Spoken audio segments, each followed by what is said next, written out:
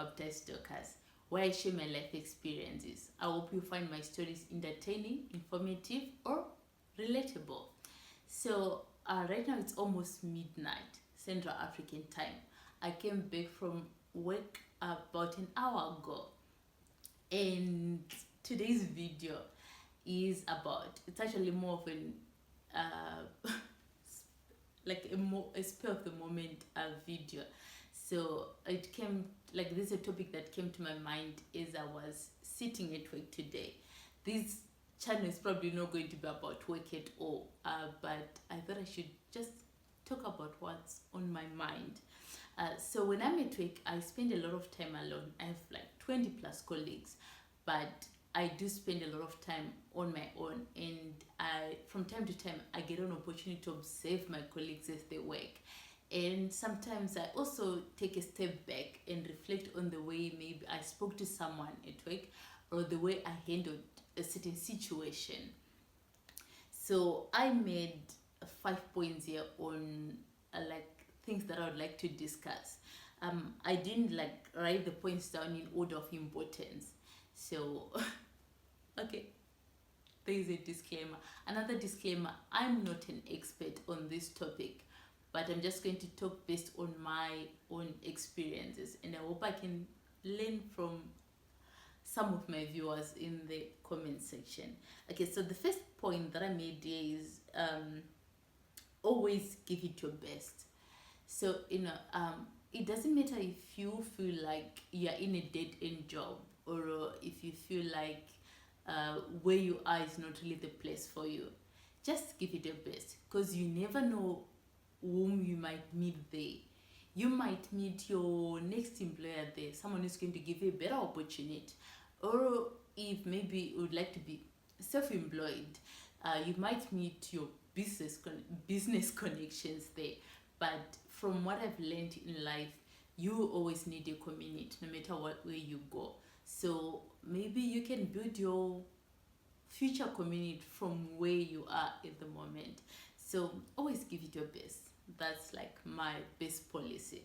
And number 2 is work friends.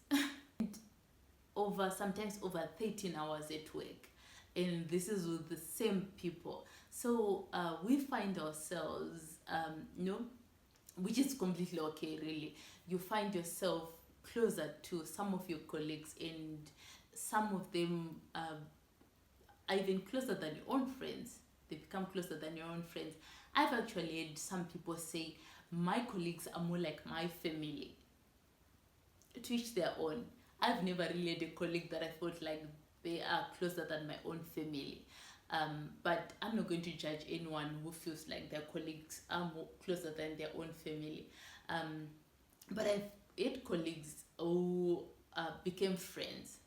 But as you make these friends at work, from time to time, try and see if you have anything else in common besides your job, besides what brought you together, which is work. Because I've actually like witnessed situations where people are like super close at work, and then the other person leaves the company, and then all of a sudden the conversation dies down. Is people try as much as they can to try and revive it, but really you have nothing else to discuss with that person. They're no longer at work anymore. They're no longer at the same workplace with you anymore. So what else are you going to talk about? Okay, still on the topic of work friends, I really don't have a problem with people getting close to their colleagues, and even calling each other besties. Post each other on Instagram, go on trips together. There's absolutely nothing wrong with that. But you should also be mindful about the things that you share with your colleagues. I'm going to use an example of salaries here. So maybe when you first become friends with this colleague, it's not every colleague that you're going to get close to. There are certain people that you feel like you can relate to, and something that people usually find themselves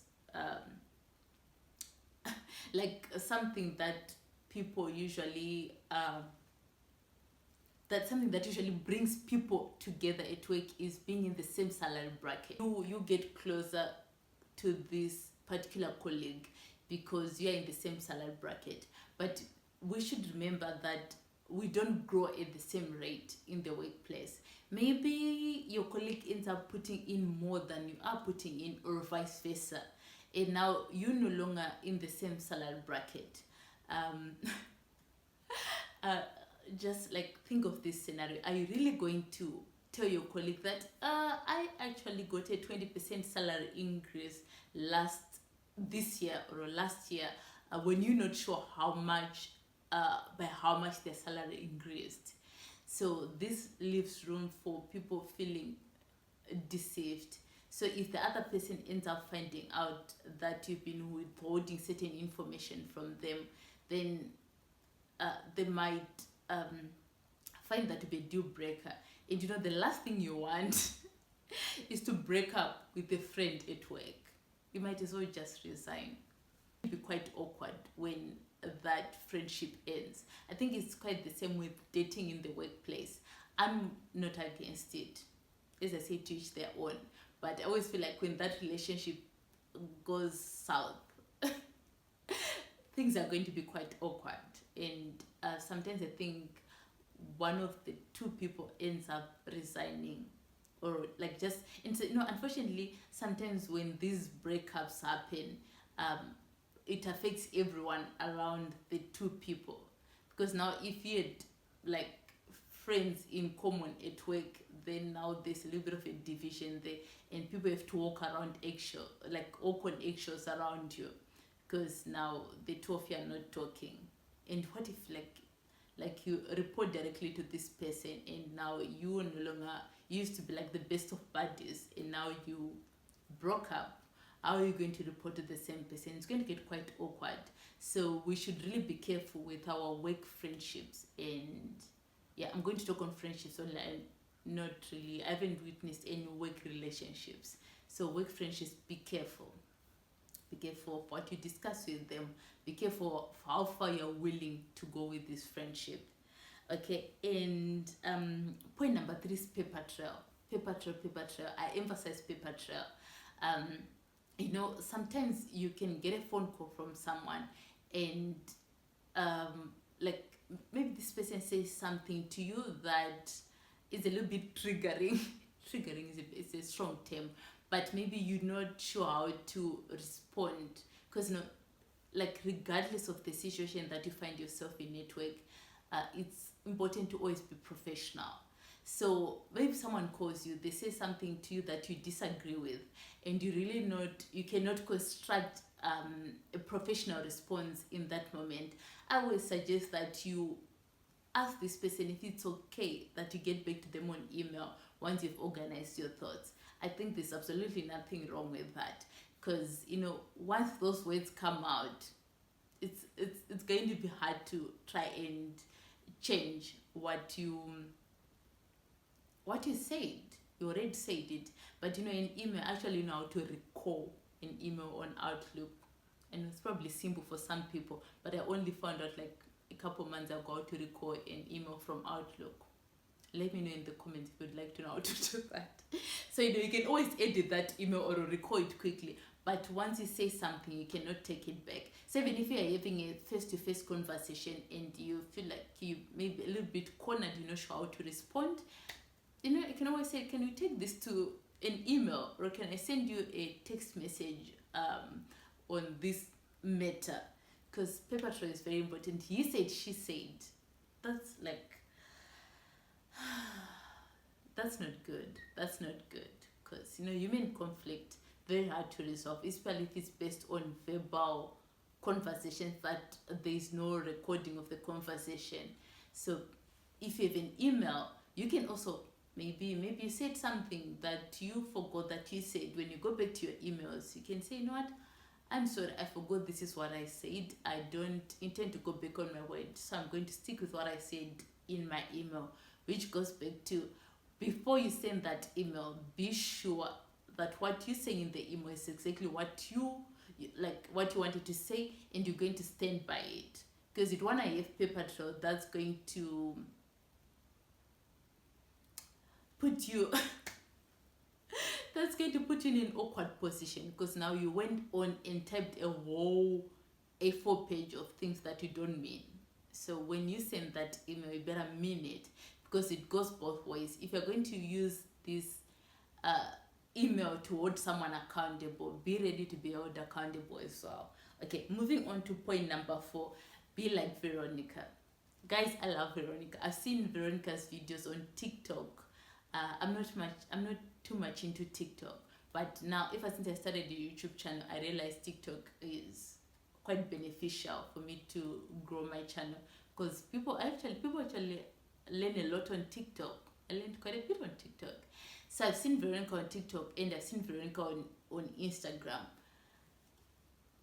I don't know how Veronica does it. She's always demure. She's always mindful. So I said it'd be I'm not saying be completely like Veronica, because Veronica is a fictional character. And there's this, if you're working for someone, there's always a power imbalance. So keep that in mind, when you're being demure and mindful like Veronica. No, I'm not going to be training someone. If I'm not qualified for the position, then I'm not qualified to teach someone who's more qualified than me. I hope that makes sense. Okay.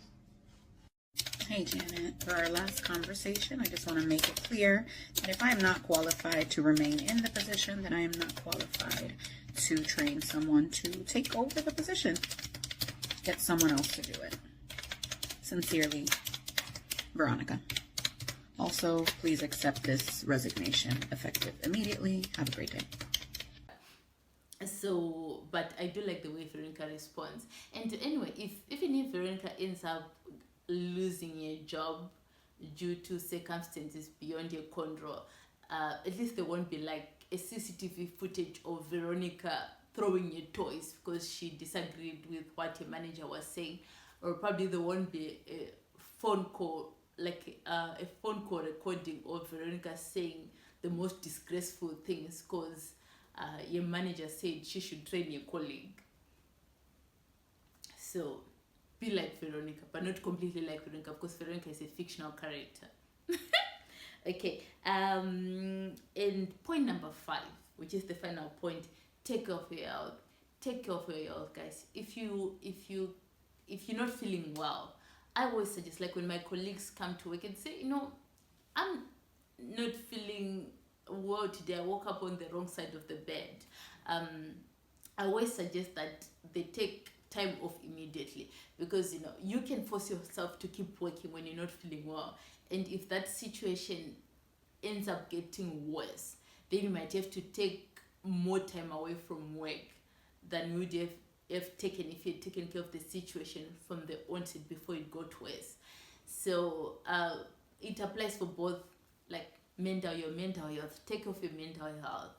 I've heard of people completely losing it at work, going ballistic at work because they were not taking care of their mental health, which also goes back to the point of work friends and work families and work husbands and work wives. You can confide in those people, but there's only so much you can confide in them.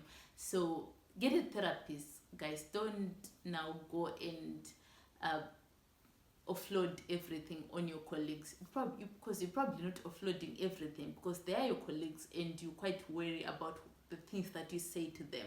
So go for therapy. Take that sick day off if you feel like you need it. Sometimes your body just needs a break. Take that time off and recover, because if you're not feeling well or if you're not in a good space, you're definitely not going to give your work your best. So for you to be performing at your best, you need to be in good health and you need to be in a good mental space.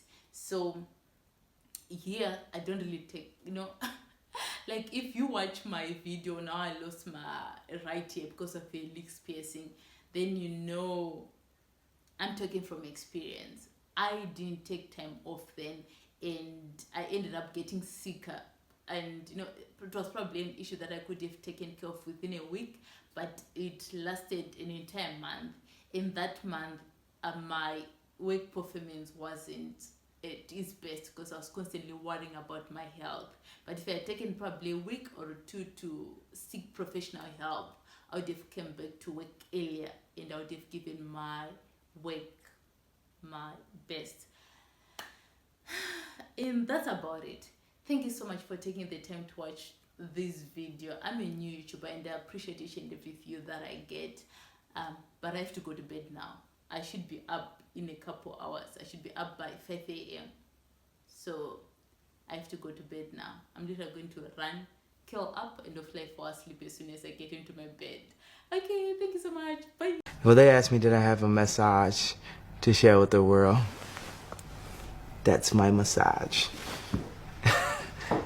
Okay. Oh, message. I'm sorry, message. They said message. Sorry.